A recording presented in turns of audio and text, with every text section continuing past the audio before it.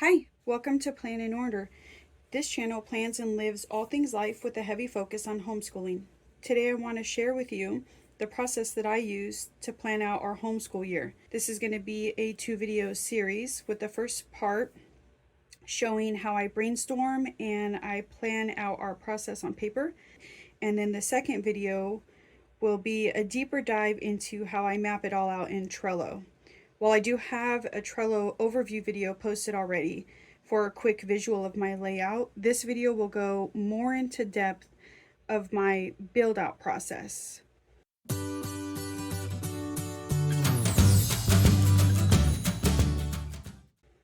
Okay, so let's start with the main steps I take when planning out our school year to have a year at a glance, where some of my main points are to map out the first and last day of school and the beginning of the new semester. Then the second would be mapping out my non-school days.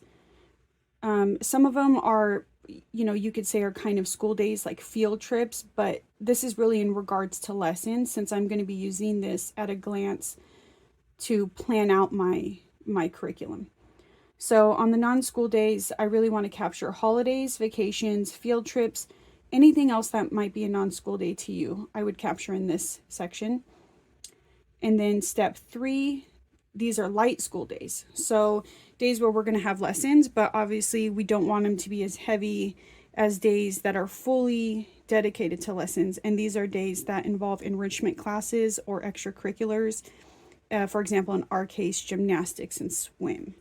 Then I always like to get at least 2 parent-teacher conference dates on the calendar, where I basically use these days to converse with my partner and make sure we are where we want, see if there's any changes we need to make. I always do one in the beginning of the year so we see if what we've have mapped out and planned so far is actually really working for us, or if we really need to change anything. And then I always like to do this before the second semester begins. Our charter has 3 times where our student has to take an I-Ready test. That's the state test for her grade right now. And so I like to make sure that those dates are on the calendar. The dates that she actually tests will be lighter lesson days for her as well. Then I decide on my subjects. I research my curricula.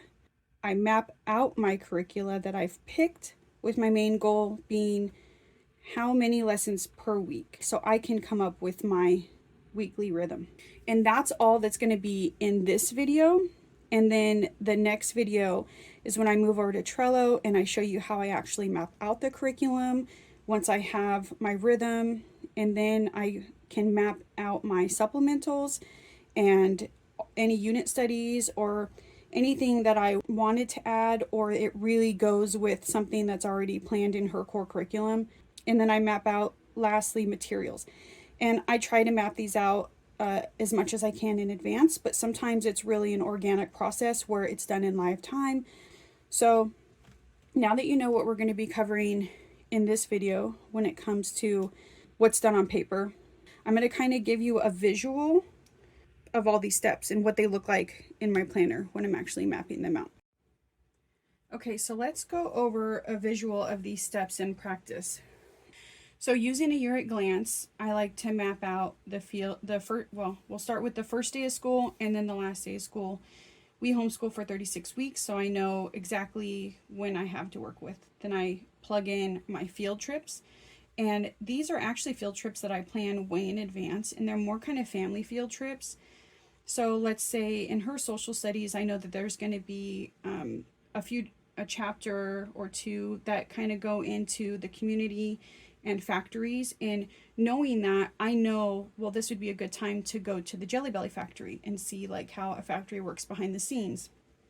Or I know Leatherbees does tours on how they kind of operate behind the scenes. Fire stations, those sort of things I'll map out now, but this isn't going to be the end all be all, because I know that there's going to be a bunch of field trip opportunities that come up with Facebook groups we're a part of, or her enrichment class, or through her charter. So these are just, I know these are ones that we want to do, and so I'm going to get them scheduled, but I know that this is going to grow when it comes to field trips. Then I like to get down our vacations and the charter breaks and holidays, which we school through sometimes. It really depends. So we know we're going to take a week vacation in December. Because we know we're going to take a week vacation in December, we'll probably school through the first week that the charter actually takes off for December. And we'll kind of flip flop these around. Then I like to get the enrichment and extracurricular days in here. Now these are what I had listed as the light lesson days.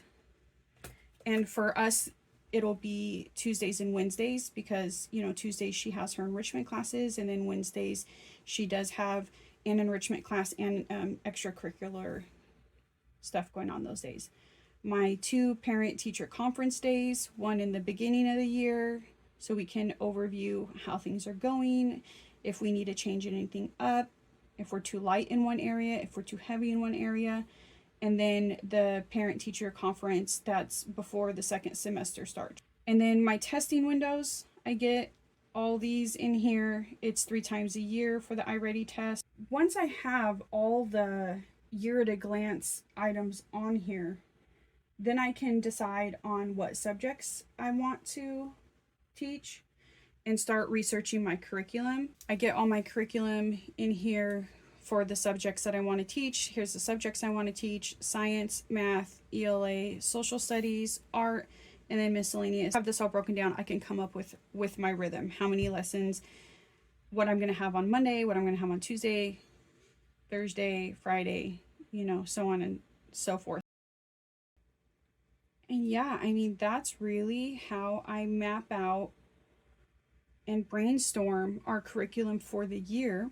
And then I take all this and I plug it into Trello, which will be the next video. I see a lot of people looking for homeschool planners out there, and there's a ton of options out there. There were definitely a lot of planners to choose from for us, but none of them really fit our family and what exactly we were looking for. And I knew I can create it myself, and so I did. So yeah, just put a comment below, reach out to me on Instagram under Plan and Order. More than happy to do a flip through. Thank you so much for watching. Have a lovely rest of your day, and until next time, bye.